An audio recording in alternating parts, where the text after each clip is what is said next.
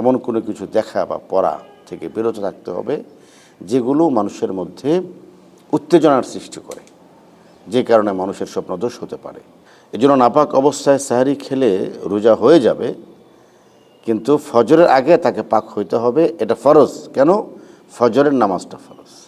আমি যদি আমার দিনটাকে ইবাদতময় করতে পারি, পবিত্রতম করতে পারি, আর রাতটাকে কিয়ামুল লাইলের মাধ্যমে, নামাজের মাধ্যমে সতেজ এবং সজীব করতে পারি, তাহলে সত্যিকার অর্থেই আমার দিন এবং রাতের মধ্যে একটা চমৎকার সম্পর্ক তৈরি হলো।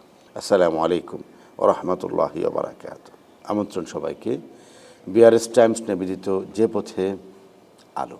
রমাদানুল কারীমের নানা গুরুত্বপূর্ণ বিষয় নিয়ে আমরা এই অনুষ্ঠানটিতে কথা বলি। অনুষ্ঠান জুড়ে আপনাদের সাথে থাকবো আমি মাওলানা গাজী সানোয়ার রহমানী। অনেক অনেক প্রশ্ন আপনাদের, এই প্রশ্নগুলোর উত্তর জানার চেষ্টা করব এই আয়োজন জুড়ে ইনশাআল্লাহ তাআলা। আজকের প্রথম প্রশ্ন হলো, রোজা রেখে দিনের বেলা ঘুমের মধ্যে স্বপ্নদোষ হলে রোজার হুকুম কী? এটা খুব স্বাভাবিক একটি প্রশ্ন। ইসলামের কিছু পলিসি আছে। ইসলাম মানুষকে খুব সহজ বিধান দিয়েছে। ইসলাম মানুষকে কোনো কিছু কঠিন করেনি।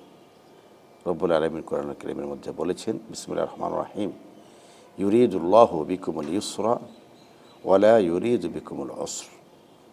আল্লাহ তাআলার পলিসি হলো তোমাদের ব্যাপারে, তিনি তোমাদের জন্য জিনিসগুলিকে সহজ করতে চান। এখন কেউ ঘুমের মধ্যে তার স্বপ্নদোষ হয়েছে, এটা তার ইচ্ছাকৃত নয়, এটা অনিচ্ছাকৃত। তাহলে রোজা কী হবে? এক্ষেত্রে মাসালা রোজার কোনো সমস্যা হবে না, তার রোজা ঠিক থাকবে। তবে সে যখন ঘুম থেকে জাগ্রত হয়ে অনুভব করবে যে তার স্বপ্নদোষ হয়েছে, সাথে সাথে গোসল করে নেবে, ফরজ গোসল যেটাকে আমরা বলি। তো এতে করে রোজার কোনো ক্ষতি হচ্ছে না, সুবহানাল্লাহ ওয়া বিহামদিহি।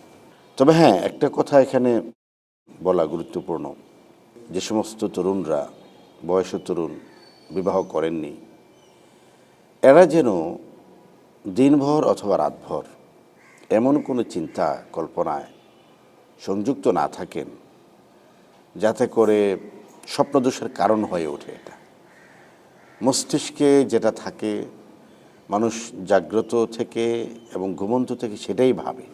এজন্য এমন কোনো কাজের সাথে যেন তারা যুক্ত না থাকেন, কেউ যেন যুক্ত না থাকে যেই কাজের সাথে যুক্ত থাকার দরুন স্বপ্নদোষের মতো বিষয় হতে পারে। এ সমস্ত কাজ থেকে, এ সমস্ত অপচিন্তা থেকে, এ সমস্ত মন্দ চিন্তা থেকে, অকল্যাণকর চিন্তা থেকে, গুনাহের চিন্তা থেকে আমাদেরকে বেঁচে থাকতে হবে। এটা কিন্তু করণীয়। আর যদি হয়েই যায় তাহলে সেটা রোজার ক্ষেত্রে কোনো সমস্যা হবে না। রোজা তিনি আদায় করবেন, যেভাবে আছেন সেভাবে রোজা রাখবেন।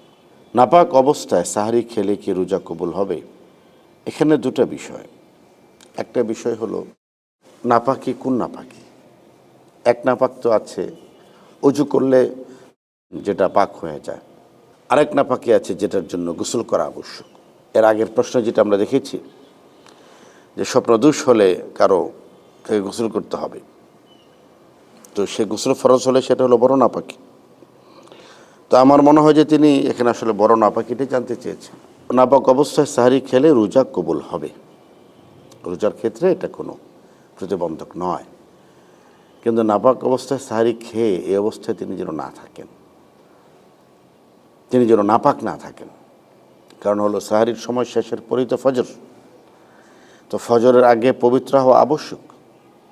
ফজরের আগে তিনি পবিত্র হতে হবেন। পবিত্র না হলে তো তিনি ফজরের সলাত শামিল হতে পারবেন না, নারী হন অথবা পুরুষ হন। ফজরের সলাতে শামিল হতে গেলে তাকে পাক হইতে হবে।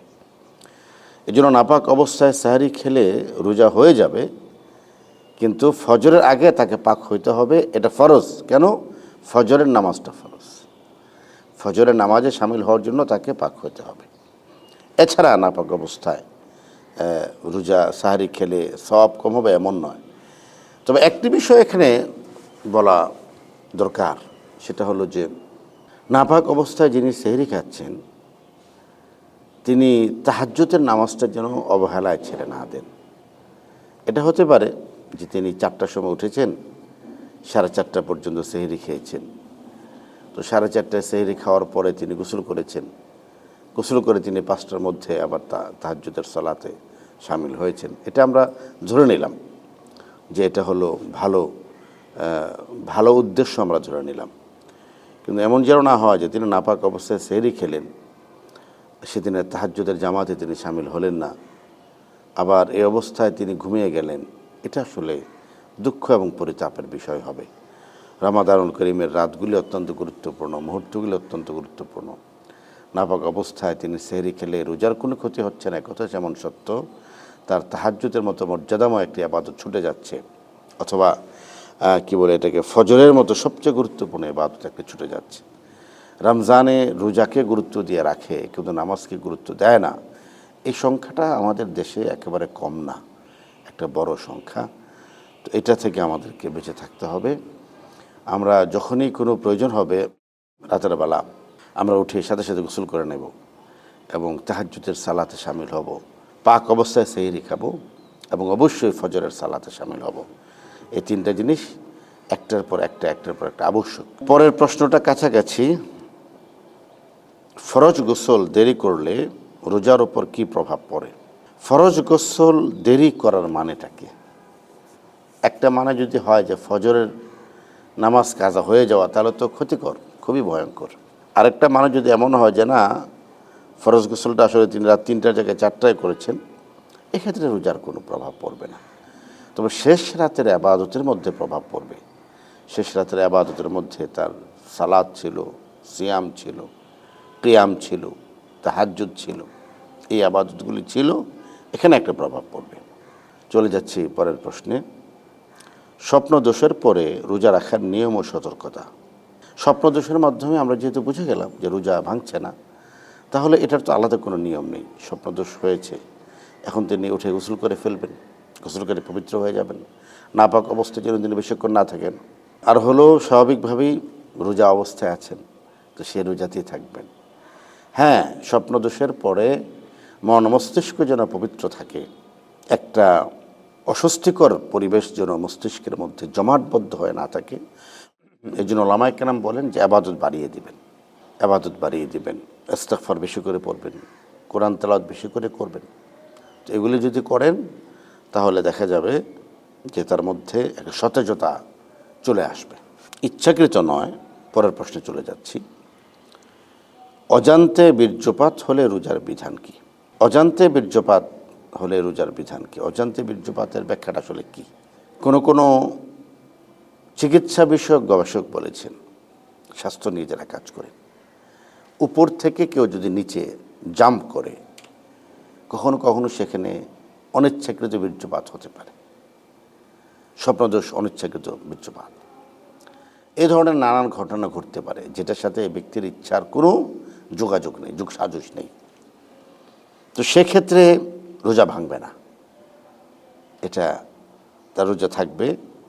এটা একটা শারীরিক অসুস্থতা ধরা হবে, তিনি রোজা কন্টিনিউ করবেন। নফল রোজা এবং ফরজ রোজার মধ্যে স্বপ্নদোষের বিধান কি একই না ভিন্ন? না, রোজার ক্ষেত্রে নফল রোজা, ফরজ রোজা, সমস্ত রোজার বিধান এক। একটা নফল রোজা ততক্ষণ পর্যন্ত নফল যখন আপনি নিয়ত করেছেন, যখন আপনি নিয়ত করে ফেলেছেন তখন এটা আপনার জন্য ওয়াজিব হয়ে গিয়েছে। এই জন্য নফল রোজা ভাঙলে এটা আবার কাজা করতে হয়, এটা ওয়াজিব।